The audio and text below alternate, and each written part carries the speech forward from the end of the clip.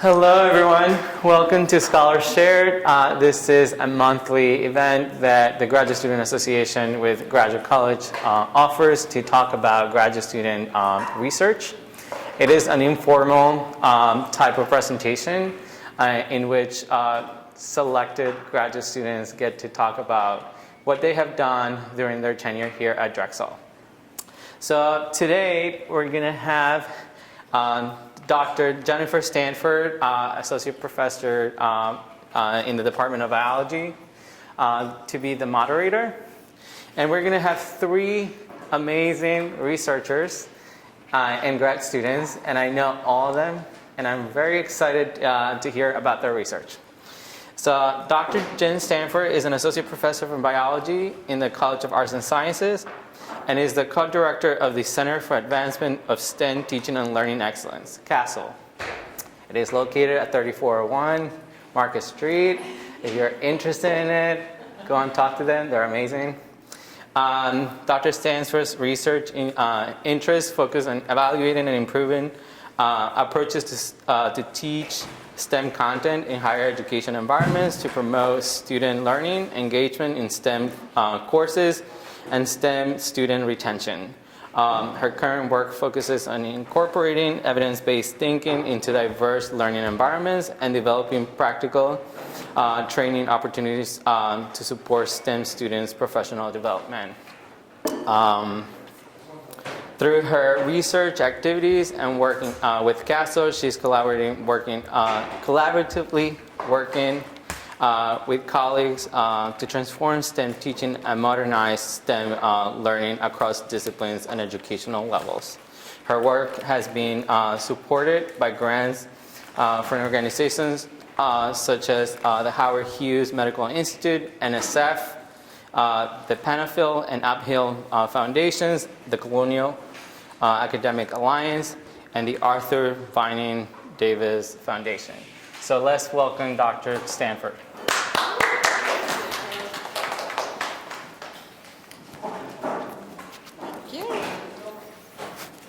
Thanks for the introduction. I'm really excited to be here today. Obviously, STEM education is my wheelhouse, and so this is an amazing panel of people that are going to talk all about their work related to STEM education, and so that's a passion of mine, and I'm really delighted to hear what they have to say today.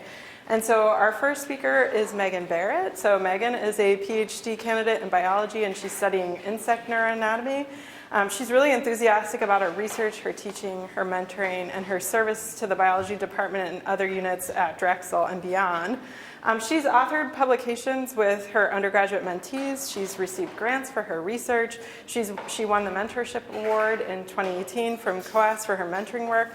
And she's going to speak to us today about the Mentorship Syllabus, structuring learning outcomes for undergraduate researchers. So please join me in welcoming Megan.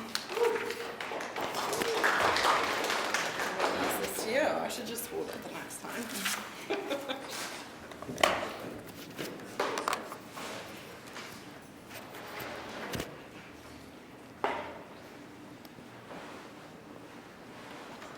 Okay, let's see if this works.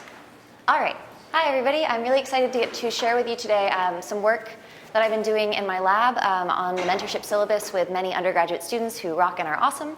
And you can see pictures of them all here. So the cool thing about my lab, I'm a biologist, but I end up having a lot of students who are not biologists working with me in the lab. I have public health students, engineering students, students from product design, environmental scientists, and biologists all in my lab.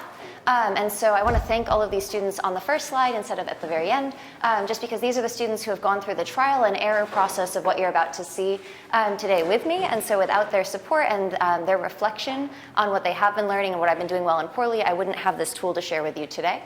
I am an entomologist, and so I can't let a single presentation go by without pictures of bugs in it. So this is our obligate bug picture slide. But the other reason that I have this up is because today's talk is not data-driven. And as an entomologist and a scientist, scientist, I usually like to have quantitative data analysis in every single talk. I thought about including that today because I wanted to show you that the method that I use does actually generate learning from my students. But rather than brag to you about how great my students are, I thought it would be better to give you a really good picture of what this tool looks like and how you might actually use it and apply it. So know that it does work. I have assessed that there are learning gains for students using this technique, but I'm not going to go through that data with you today. I'm just going to talk about the tool itself. So this story of the mentorship syllabus starts with my first year here in the classroom at Drexel. I'm teaching this sophomore level biology class, and I have these two students come up to me after and they say, "Man, we love your class, like it's so engaging, you're so cool. Can we do some research in your lab?" And I was like, "Yeah, cool. I mean, I could definitely use some hands around the lab, could use some help. So sure, like go talk to my PI and we'll see if we can bring you in." And so I set them up taking pictures of bug brains because it's a very low risk activity, and also because we need to take hundreds of these pictures every year in my lab. So like there's a lot of it that needs to get done for the lab to function. It seemed like a great place to put undergrads. And at the very end of that first term of having these two students in my lab, I was talking with one of them, and it became very clear in the conversation that we were having that she really didn't understand what she was taking pictures of, why she was taking those pictures, or any of the context of the work that we were doing.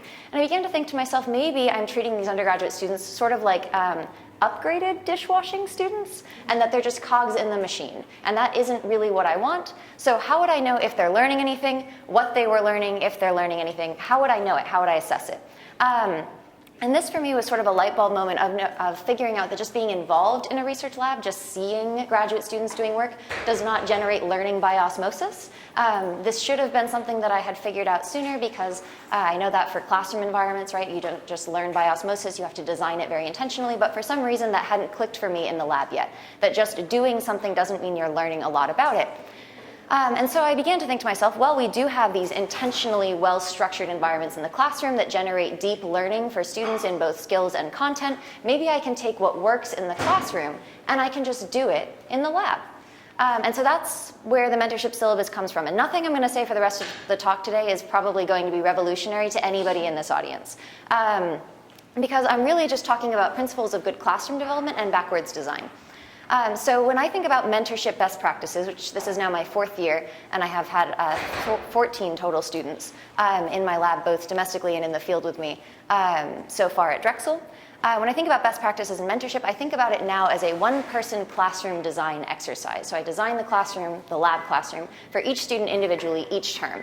And by doing that, I make a syllabus for each term for each student, where I define the activities they're going to do in the lab and how those activities should generate expected learning outcomes. I use backwards design to structure that learning, and then I personalize it based on their prior curriculum. And that's both curriculum with me in my lab, but also their prior courses that they've taken before they come to my lab at Drexel. So for those of you who aren't familiar with backwards design, I am going to walk through it in the context of the lab with you. Backwards design begins by identifying the desired results for your students when they leave your classroom, or in this case, when they leave the lab. So when this particular student leaves my lab, what is it I want them to know? Do I want them to know scientific content about insects and neuroanatomy? Do I want them to know technical skills like microphotography, process skills like communication and data interpretation, a general understanding of the scientific process, things like resilience and reproducibility of results? What is it that they need to know when they leave? And those learning outcomes are going to vary based on the student's starting point. So students who come in as freshmen might need a little bit more help with scientific content than students who come in as juniors. It will also vary based on their desired outcomes. If I have a student who's interested in doing outreach, I'm going to work in a lot more process skills associated with outreach to lay audiences. If they want to become a researcher, communication is still important, but I might tailor it more to communication with other scientists. And then, of course, the project that they are working on is going to have a big effect on what learning outcomes look like as well. So after you identify the learning outcomes for that student, the desired results when they leave the lab, after that you're going to determine what is acceptable evidence of that learning for you. What are your assessments? So for this, it could be, for example, a well-written paper on their research topic would demonstrate writing for other scientists skills. Or if you're interested in technical skills, you might assess that by understanding if their DNA extractions yield high-quality product, or whatever that is for your discipline. And after you figure out your assessments, you need to plan your learning events, right? So what are you actually going to do? What instruction are you going to give them to get them to the knowing stage, right? To generate those learning outcomes. So for those, it could be examples like teaching them technical skills, which I think is what most of us in the sciences are very familiar with being a part of the lab experience. You just teach them how to do something in the lab, like microphotography, but also paper discussions at lab meetings, giving them PowerPoints or actual lessons on particular lab notebook techniques, data storage, ethics in biology, all of those sorts of discussions and lectures can be a part of your instruction. But for each learning outcome, and I think this is the key, for each learning outcome there should be at least one learning event, probably several, geared towards getting that student to the point where they've actually learned it. So again, not happening by osmosis, not happening because we hope that it's happening because we planned a specific intervention in their educational life that generates this learning outcome. So I want to walk you through an example of what this looks like for the most common student in my lab, which would be somebody coming in as a sophomore biology student. That class I have continued to teach. I recruit mostly students coming in from that class. So I think first about what are the previous courses that they've taken in their curriculum before they come in to their first term in my lab. I know that they come in knowing about primary, secondary, and tertiary literature, having read a couple of examples of that, having searched for primary and secondary literature. They have some basic biological and statistical knowledge, and then they've taken at least one lab course with a lab notebook component to it. So I know they have some very basic skills associated with the lab. So then I'm going to determine what I want their learning outcomes to be for that very first quarter. These are the 5 that I have: demonstrating lab safety, practicing ethical conduct of research, understanding key theory related to their project, demonstrating skill in writing about science for other scientists, and demonstrating technical skills important to their project, whatever those might be. One thing I want to note here is that there's only 5 things, and so there's only 5 things for a reason, and that's because the term is short. I can't expect my student to do 10 or 15 or 20 things in one term. Of course, I want them eventually to be able to do other stuff. I want them to be able to orally communicate. I want them to be able to talk about their research to a lay audience. I want them to be able to interpret their own data and perform statistics. But you can't do it all in your very first term. So you need to be realistic in how many learning outcomes you're going to set and what they should be. Step 2 is determining that appropriate evidence of their learning. So how are you going to assess if they have actually learned it? For lab safety, you can assess them every day they come into the lab, make sure they have appropriate personal protective equipment and that they're acting with appropriate demeanor for lab safety. For the ethical conduct of research, you can check that they keep their notebook in accordance with lab practice and that they're demonstrating ethical behavior, not falsifying or fabricating data and not plagiarizing. For understanding key theory, I ask them to find and analyze data from research articles that are relevant to their project. I'll also give them some research articles to read that are relevant to their project, and then also discuss those with me at lab meeting and eventually end up writing a report about the background information related to their project, which keys into number 4, demonstrating skill in writing about science for other scientists. They are writing a 1-page report for me, another scientist, about their particular project that goes through at least 2 drafts and is iterative. And lastly, they demonstrate technical skills important to their project. So for this, they collect data and I quality control it. I say, are you doing well? Are you doing poorly? What should you be doing better? And we go through that iterative cycle to make sure the data they're collecting is well collected. So what do the learning activities actually look like then to support these particular outcomes? For demonstrating lab safety, we have the mandatory bioraf safety quizzes that they take before they come to lab, and also their lab safety orientation. For the second, ethical conduct of research, we have 2 lectures, one on ethical data collection, falsification, fabrication, and plagiarism, and another one on how to keep a good lab notebook that is ethical. Then we go through examples of well and poorly kept lab notebooks. This is my favorite because the poorly kept ones are from my first year as a graduate student, and the well kept ones are theoretically from this year as a graduate student because I have learned so much about keeping a lab notebook well. And then, of course, we'll check in on their lab notebooks periodically throughout the term to make sure that they are actually keeping up with what we talked about in our lecture discussion in week 1. For the third, understanding key theory, I give them 2 research articles related to their project to read, and then we discuss those together at a lab meeting. There's the discussion as that second point, and then they search for 3 additional other primary research articles related to their project that they'll write into their report. They give me a draft of that report in week 6, we talk about feedback of that in week 7, and then they give me a final 1-page paper due in week 11 unless it needs to go through an additional draft in the meantime. And lastly, that technical skill, we do the methods training, the classic stuff that you're used to in a lab. So what does this actually look like? I've made an example, and I actually have some that I can hand out after this for you to take with you of what this first quarter syllabus could look like for a student. So I give them their pre-lab checklist of things they need to do before they get here, their first quarter learning outcomes, color-coded, and then there's your course timetable, right? So for every week, they know exactly what they should be doing during their lab meeting and during their lab hours that they're spending in lab, and it's color-coded by the different learning outcomes so that I've checked that every single thing that we're doing matches up with a learning outcome. Every activity has an outcome. So there's a last step that I want to talk about here because I think backwards design is really, really great, but it's missing one key component that is really critical when you're going to be teaching the same student over and over and over and over and over again. And that's bringing the cycle back to the beginning and assessing yourself and how your project actually worked out or your process actually worked out for that student. So when you're assessing yourself, there should be dedicated time for reflection both alone and with the student. Alone is important because you can make sure that what you're doing actually matches the needs of your lab and your lab group. And with the student is important because a lot of times their needs change. They come into the lab, they're like, yeah, I really want to go into forensics. And then they do 2 terms of research on insects and they're like, actually, I want to do research on insects forever now, right? Their needs change. Or they say, I really hate research and now I think I want to do policy. Okay, that's cool, right? Like, let's make sure that we have a way to match our new curriculum with your new desired outcomes. I also do pre-post surveys once a year for each student to gauge where they see their own growth. For this survey, I use URSA. URSA is a validated tool used by the NSF to check on REU sites. And so those are research experiences for undergraduates, for those who aren't familiar.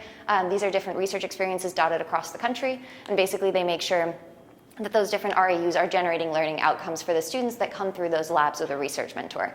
It seemed like a really great way to also look at students and their learning in my own lab to see where they started before they came in and then how they're progressing each year and where their skills are developing.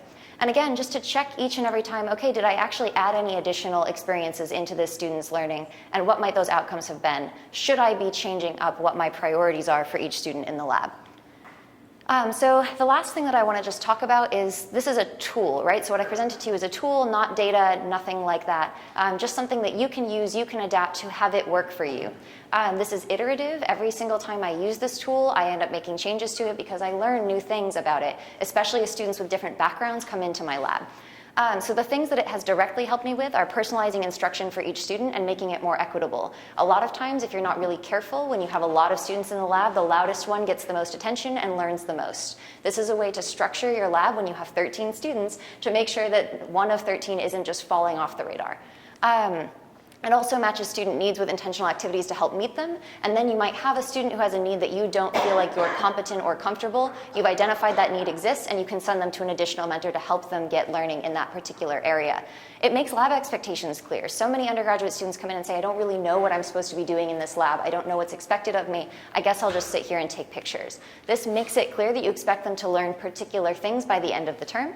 And it makes the student lack of learning clear, right? Like that first story I told you, the student had not actually learned anything about her project. I didn't know that because I wasn't trying to assess it. So it wasn't until I accidentally stumbled upon an assessment through this discussion I had with her that I realized she hadn't been learning anything at all. So it's really important to build assessment into your lab structure to make sure you know when your students aren't learning things. Things that so far I have found it does not help me with, managing opportunistic or spontaneous learning. So a lot of times science is about resilience or resilience in the face of rejection or failure. It's hard to plan moments of failure, right, and have them feel spontaneous. They usually just come up. So you're not going to be putting those in your syllabus. It also doesn't help with building positive mentor-mentee relationships and making sure that you're managing that aspect of your lab. It doesn't necessarily build cohesion between peers, although I will say that starting off all of your students with the same syllabus for their first term means they all have common experiences, and so they can actually talk with each other as they are kind of all coming up in the lab about what projects they're working on and the situating their question in the literature assignment that they do. And sometimes if they start at the same time, they can even work on that project together, and that can help build cohesion by giving them stuff to do outside of lab with each other. And then lastly, assessing yourself is not built into the syllabus, at least the way that I've presented it, but that's something that I think you could easily build into your own syllabus if you wanted to. So if you take one point away from this entire thing, I want this to be it. To help students learn, you need to be as intentional in the lab as you are in the classroom.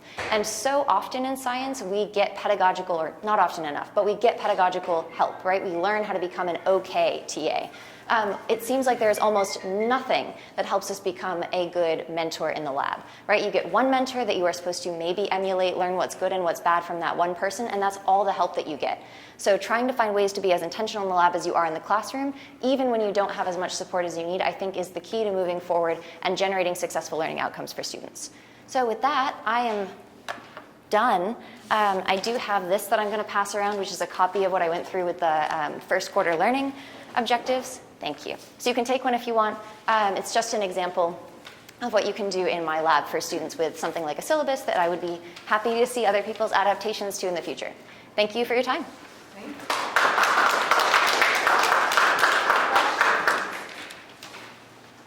Yeah.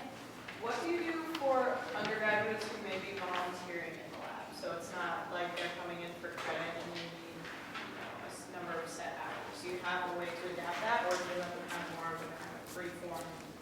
So typically, if they're volunteering, I actually try to treat them just like they're doing it for credit, because I don't think that if you volunteer or if you're doing it for credit, it should be fundamentally different what you're learning from it, because you're still in the lab. So I do the same syllabus with students who are volunteering as students who are for credit, especially given the fact that some students just can't take the extra credit. Like, they would do it for credit, but their schedule's already full. So for me, the credit is, just the procedural part of it. It doesn't change their lab experience at all. I do try to be flexible with students in general, whether for credit or not, especially around midterms and finals with assignment due dates and things like that. Yeah. So if you're not meeting some of the activities early, what happens then? That's a great question. I have all phenomenal students. I've never had a student not meet a deadline and not talk to me about it at least a week in advance. I mean, the thing is, I'm meeting with them at lab meeting every other week, and so usually I'm like, how are things going with your background writing piece? And they either tell me it's going well or it's not going well. If it's not going well, we discuss ways that they might write an outline or something like that to make it go well, but it's one page. I usually try to make them understand this is a learning exercise, right? It's not for a grade.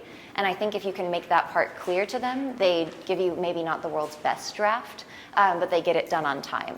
Yeah, I really have not had students who don't complete the relatively low level of work. Something I have done in the past for students who are struggling is I'll take away time from their data collection, because that's the majority of what the syllabus time is spent on, and say, okay, don't come into the lab this week. Spend those 2 hours that you should be in the lab instead working on your background section. Does that make sense? Cool. Any more questions? I have one. Sure. So, what is the balance between structure? So you talked about a lot of structure and autonomy, because we know that agency is really important for learning. Yeah, absolutely. I think early on, I try to have it be really structured. And so that might be why it looks so structural right now, because this is the first term is what I went through. For students who progress further in their career, there's a lot more room for autonomy in what they're going to study. They may design their own methods, and the timeline becomes a lot more flexible for them, right? So for students who are maybe in their 4th term with me, there are very few writing assignments and things like that. And it's a lot more self-directed. Okay, thank you. Let's thank Megan. Thank you.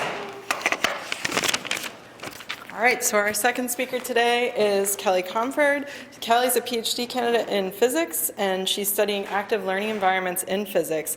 She's traveled all over the country for her research project, observing and collecting data on what's happening in physics classrooms. She has experience with physics classrooms not only in undergraduate environments, but also in high school environments through her experience with Teach for America prior to coming to graduate school. And she's going to speak with us today more about her work characterizing active learning environments in physics. So please join me in welcoming Kelly.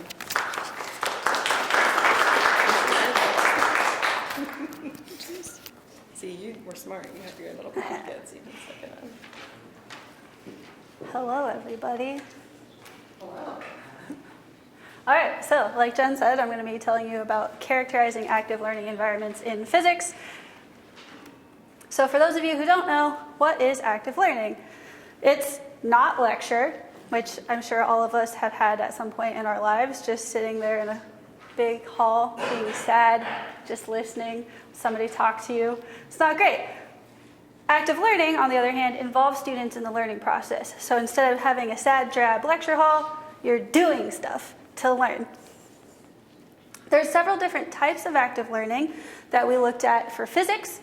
One of them is peer instruction. So that's like when you're in a big lecture hall, you have your clicker questions where you talk to your neighbor and then submit an answer. Modeling instruction is a type of curriculum where the students are constructing their conceptual and mathematical models on their own in an interactive learning community.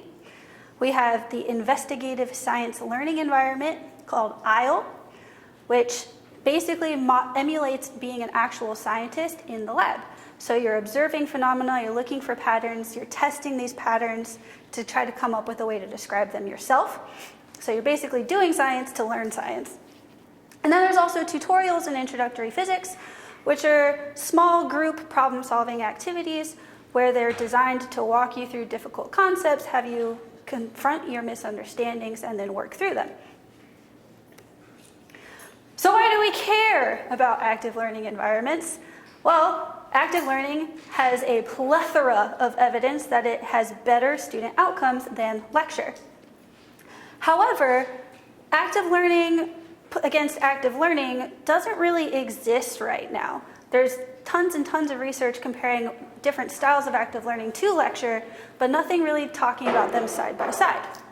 So we need to figure out a way to compare these curricula beyond just the learning gains, because those are going to vary wildly based on the curriculum, the instructor, your student populations, and so on. So we're focusing on the active learning curricula that are talked about in our new faculty workshops that the American Physical Society puts on. And to clarify, we are not trying to determine which one is better. We are just trying to characterize them so that we have the vocabulary to start describing these things. So how are we going to characterize these? The first thing that we're going to do is network analysis. So we chose this because active learning inherently involves student interactions in the classroom, and a way to measure those interactions is network analysis. So what we do is we give them a survey during the second week of term and the 10th week of term, and it's just, please choose from this list of people that's in your class, who did you have a meaningful interaction with this week in class for physics, even if you are not the main person speaking. And then we also have COPUS classroom observations. So COPUS is the classroom observation protocol for undergraduate STEM. It's designed for STEM classrooms, and it's basically just what's happening in the classroom right now. It's very non-judgmental, so it's not like, I think this teacher is doing a good job. It's this teacher is literally standing here talking at you. Check. The students are listening to you. Check. The students are asking questions. Check. Like that. So before we jump into our network plots, let's just define a couple of the things. The first thing we want to look at is a node. So a node is an object-like thing. These are your nouns. In your network plots, which we'll see in a second, those are the dots. So in this case, our nodes are our students who are in the class. These students can have attributes like gender, age, etc. The next term is an edge, and that's the connection between these nodes. We usually call those the verbs. So the students talked to another student. These can be directed, so I talk to you, you talk to me, and they can be weighted, so I talk to you 5 times, you talk to me once. So to get into the nitty-gritty, I'm just going to go through this real quick. The fundamentals of network analysis is that it's relational data. It is inherently dependent on other things around you. So there's 4 assumptions that we make. Our nodes and our edges are interdependent. If you remove one, it changes the whole thing. The edges allow flow between the nodes, so you can follow little paths around. And our network models give constraints and opportunity for individual action. And it helps us conceptualize structures as representations of patterns between these nodes. So network analysis has been applied to physics classrooms briefly in the past. We have a modeling instruction class and a lecture class. So here's an example of a network plot. The dots are our students, and the lines connecting them indicates that they named this person on their survey. So at the beginning of the semester, a lecture class and a modeling instruction class look very similar. But at the end of the semester, they look vastly different. The lecture class gained a partnership of students, whereas the modeling instruction class now has a completely integrated classroom. And for those of you who aren't familiar with modeling instruction, the way it works is there's little groups of students who are working together on these activities, and then sporadically throughout the class, they get together in whole group discussions and talk about their problems. So this suggests to us that curriculum is going to have a role in how these social networks develop. So what we did is we traveled around all over the country, like Jen said, looked at 6 different active learning curriculum in the different classrooms. We focused on the schools that either developed that curriculum or have a very high fidelity implementation of that curriculum. So the first one that we went to was to look at tutorials in introductory physics. Wow, those graphs did not translate well. Sorry. All right, so on the right side, we have our beginning of term, and on the left side, we have our end of term. And there are 5 different metrics that we can calculate from this. So the first one is the diameter. So the diameter is, I like to think of it as the longest, shortest path. So the shortest path is basically the easiest way to get from one student to another. What's the longest one of those? So a higher diameter means less connectivity. It's harder to get around the graph to another student. The next thing that we have is transitivity. So transitivity is the ratio of triads, so a little almost complete triangle to a complete triangle. Sorry. And this tells us about the completeness or the socialness of the students. So the friend of my friend is my friend, kind of. The next thing that we have is the giant component, and the giant component is the largest clump of students. So in a very well-connected network, your giant component is going to be very large. So as we can see in our example of tutorials, our giant component at the beginning of term is only 27 students connected, and at the end of term, it goes up to 96. All right. The other curriculum we looked at was peer instruction. So this is just your typical lecture hall using your clicker questions. And cool features about our peer instruction is there's a lot of kind of chainy looking structures. We think that it has to do with the students sitting in rows. They're constrained physically to who they can talk to, right or left or forward and backwards. Then we have our scale up. This one is really fun because you can, so the way scale up works is they're in a large room with tables of about 9 students. So you can see in the post network, we get these little clumps of 7 to 9 students.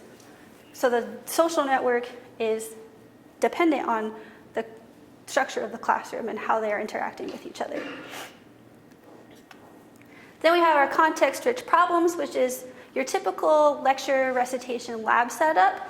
But in your recitation, instead of how we do it largely here, our TA just going through problems on the board, they're using things called context-rich problems and cooperative group problem solving, where the problems are real-world situations. They give you a reason for solving the problem. They give you extraneous information. And you have to figure out how to solve it yourself and figure out which things are relevant and what's not. And you do this in a group setting. So there's a lot more interaction between the students because they're working together. Then we also have ISLE, that was our investigative science learning environment, where you're doing science to learn science. This is largely done in the lab class, and they're still in the lab groups of 3-ish. So there's not much connectivity as compared to the other ones. And our last one is modeling instruction, where at the beginning of the term it looks very similar to our lecture environment, but towards the end of the term we start getting extreme levels of connectivity because of those group discussions.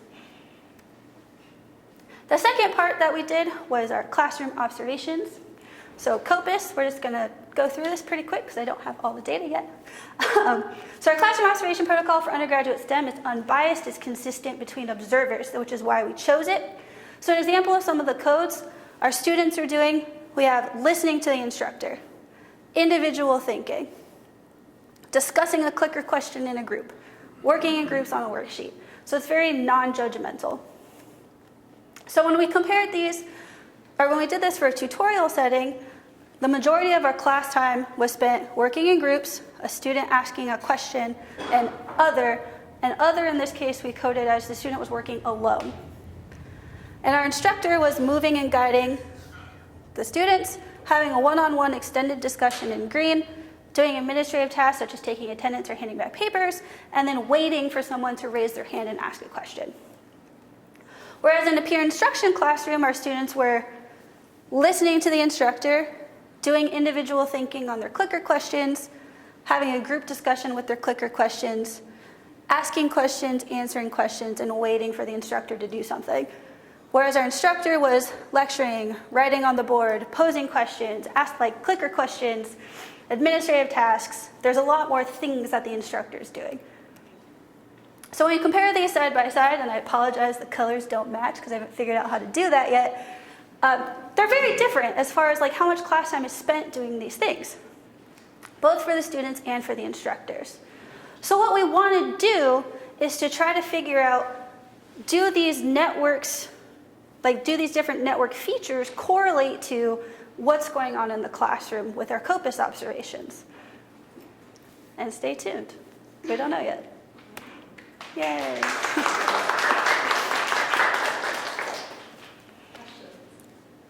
Yeah. Very interesting presentation. I do like the topic of active learning a lot.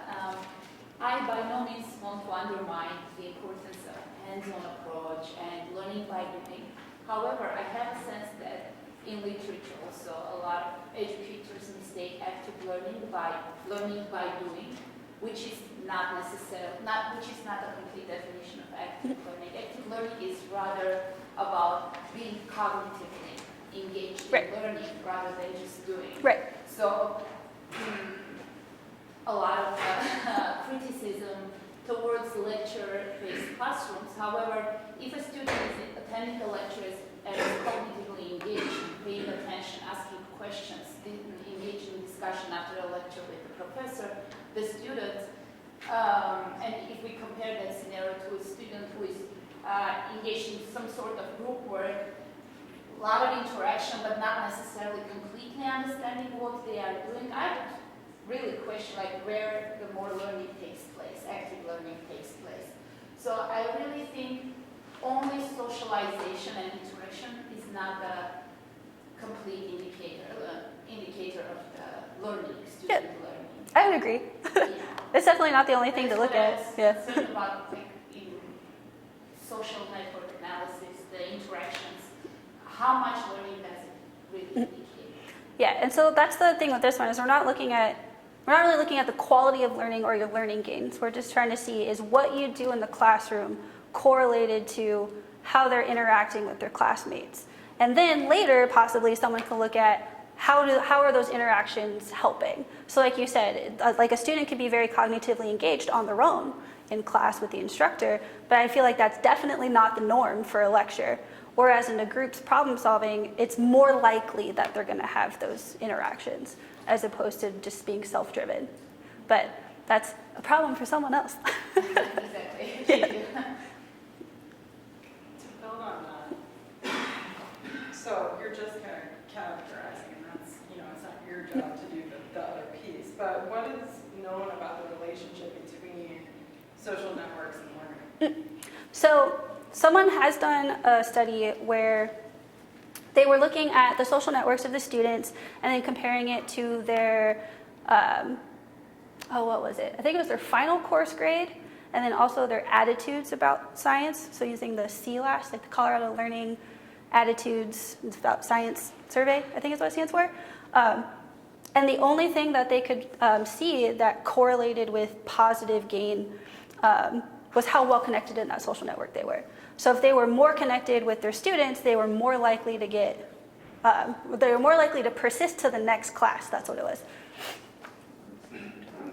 Yeah. I think I missed this. Is the instructor in that social network? No. So what do you think would happen to your social network graphs if you added the instructor? There would probably be a person very centralized in the middle if it was an active learning, if it was the whole class active learning style. Whereas with the lecture, it would be, like you said, maybe one or two people just going up afterwards. Because I feel like in the lecture, a lot of students don't really interact with the instructor in a meaningful way, or what they would self-define as a meaningful way. Whereas in a small cooperative problem solving where they're having like these one-on-one discussions with the instructor, it'd probably be more prevalent.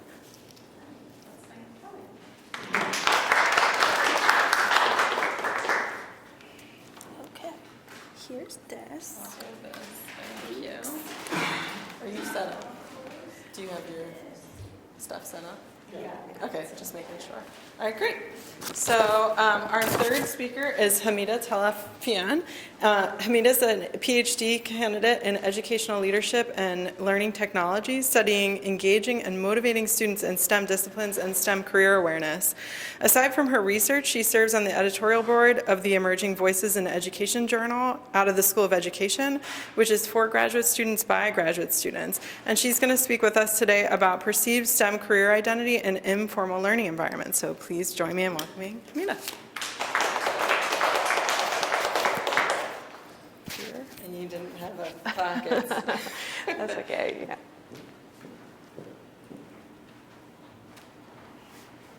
So.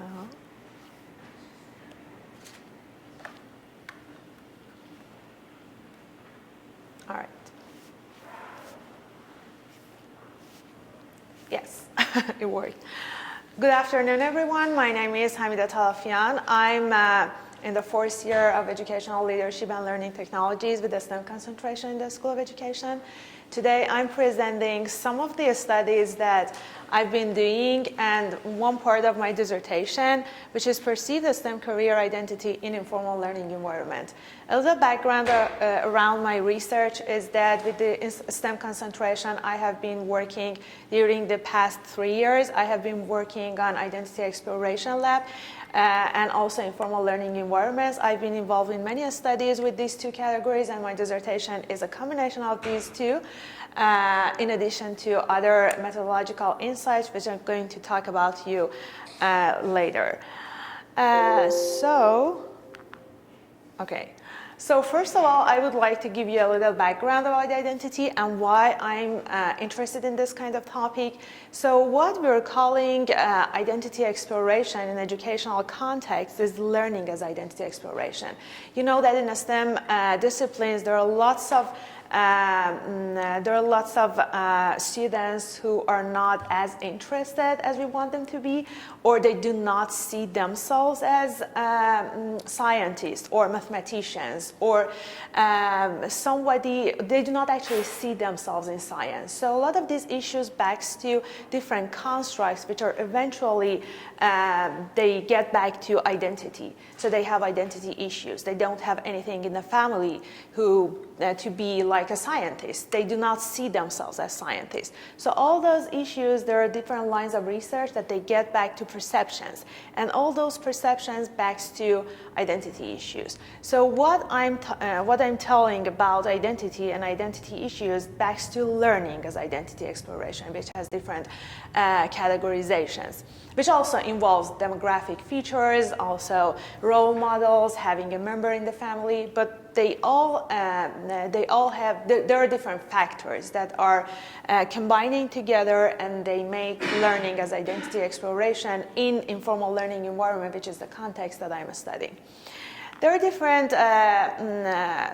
definitions of identity, but the one that I like the most is from James G., which explains identity as ways of acting, interacting, feeling, believing, valuing together with others, and also with also objects, a source of characteristic objects. So there are different researchers who have explained identity in different formats, but some of them have looked at the individual aspect of identity exploration, but some of them also have gone beyond and talked about social kind of aspects of identity exploration. But I would like to emphasize both aspects in identity exploration. You can see different definitions in relation to different constructs, psychological constructs. And here we have the identity development, change, and learning, which talks about the learning. I do not want to bother you with different explanations and definitions and terms in identity exploration, but I would just like to say that it is a developmental process. like learning. And it entails both social aspect and individual aspect. There are 2 lines of research which made me to develop this conceptual framework for my dissertation. There are individual perceptions and social perceptions. So whenever you're reviewing literature, you're seeing that researchers, especially like older lines of research, have talked a lot about individual perceptions, versus like later researchers, they have talked about social perceptions. So everything backs to perceptions, developing perceptions, what kind of perceptions you're having about yourself, what kind of perceptions you're developing toward others, and how these 2 are interacting. Some other subcategories that I found in the literature was about self-efficacy, interest, motivation, competence. And for social perceptions, I found role models, social support. And I found very few research studies who have tried to take into account all different categories, all these subcategories. I'm not saying that I'm going to do so in my dissertation, because dissertation is, in a scale is much smaller to be, to claim that I'm going to take into account all these things. But I'm trying to figure out what is the relationship between these 2 and how these subcategories are interacting with individual perceptions and social perceptions, and later with perceived STEM career identity. Here we have identity exploration in informal learning environment. And the reason that I'm interested in informal learning environment is that there are lots of research showing that informal learning environments are stressless, and the students are spending more time in informal learning environment. There are different categorizations and definitions of what are informal learning environment, but they're basically types of environment that students are spending when they are not in informal learning environments. Formal learning environments, and also the times that they're they're not asleep. So it's basically a lot of times that they're spending in informal learning environments, in museums, out of school programs, many other virtual learning environments, games, and they're playing games, or any other kinds of environments. So we all call them informal learning environments, which I'm trying to focus on one specific summer camp in my dissertation study. And I'm also interested in minoritized students as opposed to minorities, because a population might be minorities, but they're not necessarily minoritized. So I'm speaking about those minorities who have been pushed back historically from STEM careers. And specifically for my dissertation, I'm working on African American populations. Aside from the conceptual framework that I have been developing for my dissertation, I'm also using a theoretical framework which has been developed with one of the professors in the School of Education. So in this theoretical framework basically is saying that identity exploration happens in 3 different stages. It starts here as a starting self, and then goes here, exploration of all possible selves, and then here, the new self. So there are 3 different stages that identity exploration can be facilitated. So the idea is that if you're having an environment like informal learning environment, virtual learning environment, you want to facilitate, these are 3 stages that you can design your course and you can facilitate. And it's also saying that exploration of all possible selves and learning as identity exploration is an iterative process. So it can be different for different people. It can be different in different environments. So it's an iterative process that it would be interesting to capture change in any of these stages. What I'm doing is that I'm trying to focus in all these lines of literature, gaps in literature, to see what exactly, as I told you, like identity learning as identity exploration based on the conceptual framework that I said, and to capture as much as change as I can based on the conceptual framework. And there is also gaps in theories. There are not a lot of theories who have captured all these aspects, as I said, and also who have implemented theories like projective reflection, as I was just explaining. And one other interesting thing that I'm trying to focus is using new methodological insights like quantitative ethnography that I'm going to explain to you in the later slides as a new way to capture these changes. There are lots of things interacting with each other. There are lots of stages of identity exploration, as I was just explaining. But how do we want to capture all this? It should be, it is actually really hard. And in all literature that I was studying, there was very, very few research that it's actually really hard to capture a psychological trait like identity exploration, which entails many, many different aspects, and there is different layers, social, individual, motivation, interest. It was really difficult. And some of them, they were claiming that we have measured, but when you're actually reading those papers, you're seeing that it's not as they claim. So what I'm trying, this is my research question, what I'm trying to do is that I have designed this mixed method design. I have actually added another phase to this mixed method design. We have here qual data collection, quant data collection, qual data analysis, quant data analysis. And I have added this part here, quantifying data. And I'm using quantitative ethnography techniques. Quant ethnography is actually a new method which has been developed by Dr. Schaefer. He's from the University of Wisconsin-Madison, who has wrote a book around quant ethnography.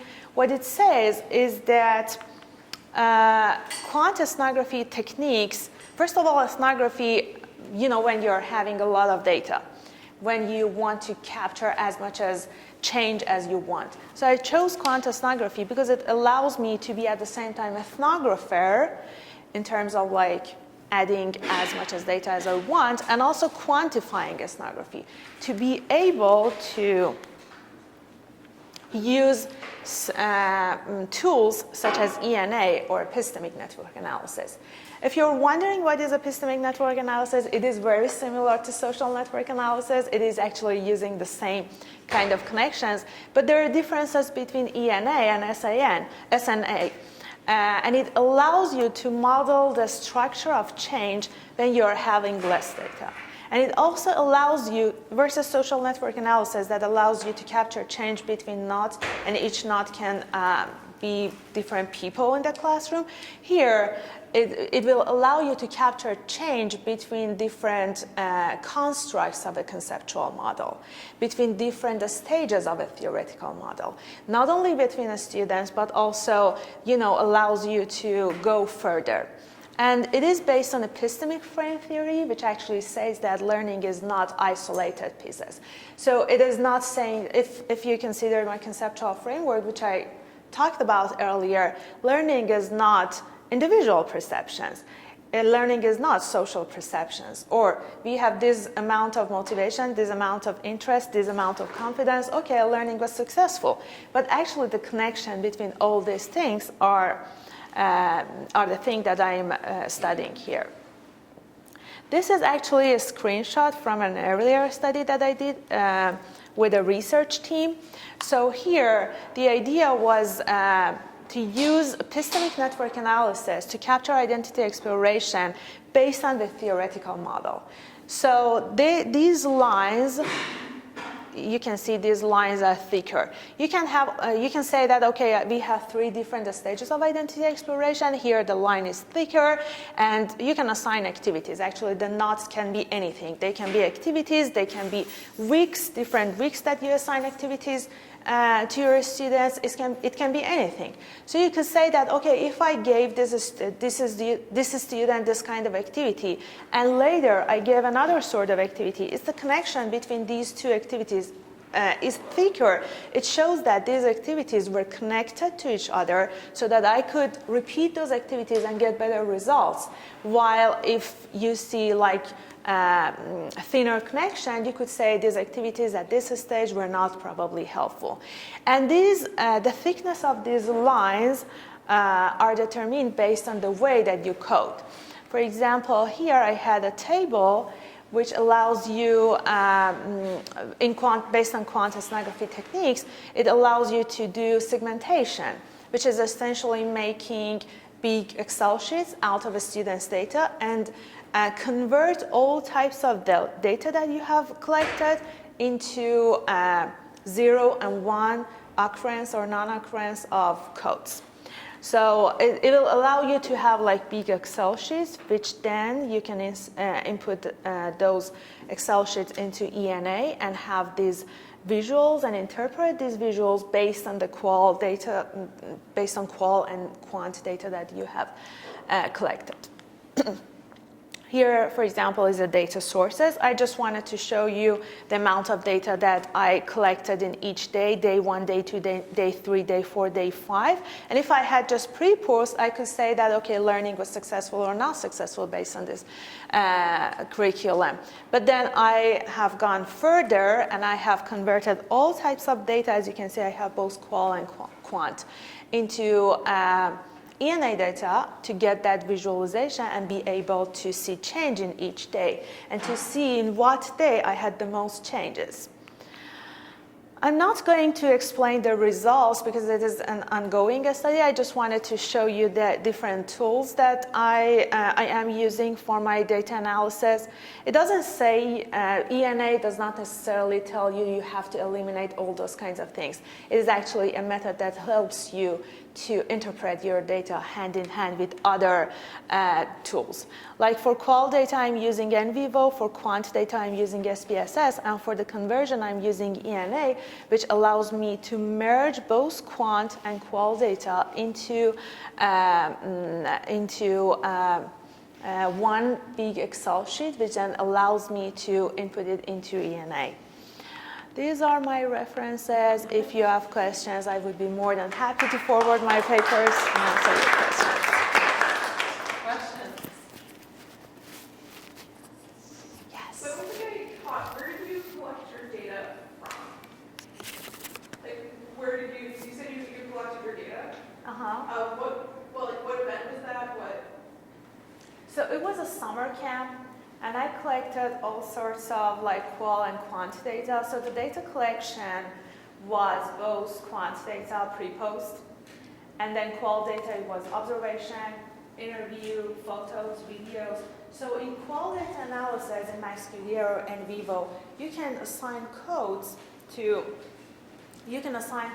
different kinds of data that you're collecting, and you're saying that I had like this much of interest, this much of motivation, depending on the way that you're explaining these kinds of constructs. And then you claim that, okay, in this session or in this summer camp, I had this amount of these codes. And then with quant, you can put numbers, and then in mixed method, you can put numbers with the themes that you have, with the themes of the codes that you have collected. And then you can say that, okay, I had this kind of things. But then in ENA, you convert everything into 0, 1. So I meant more on like, were these small surveys, were they written, were they like interview data, like the qualitative They were data? all validated kinds of surveys in quant, and in observation, it was COPUS observation tool. And in interview, like everything was written based on the theoretical framework. So everything was collected in 3 different stages. So for starting self, I collected data in the first day, scoring self for the days in between, and this was for the last. So you categorize your data based on your theoretical framework and also your conceptual framework. This was not the slide that I wanted to show you. Based on the conceptual framework. What your data is. What? Well, I'm just wondering what your data is. Like, were they short surveys? Numerical Were data they like and 5 text minute data. interviews? It can be anything. Huh? It can be anything. And for my specific study, there's both numerical data and text data. Okay, I think we'll talk later. I can talk later about how I converted because it's complicated, I know, but it was really difficult. But yeah. Do you also look at the identity of the instructors there? The identity of instructors. So it is a very interesting question. No, I haven't looked and not planning to look at identity of those, but the interaction, but there is something, the interaction between the instructor and student, yes. When they were asking questions, when they were clarifying, when they were collaborating on projects, and also the interaction between students, yes. Those are all things that have been categorized under social perceptions.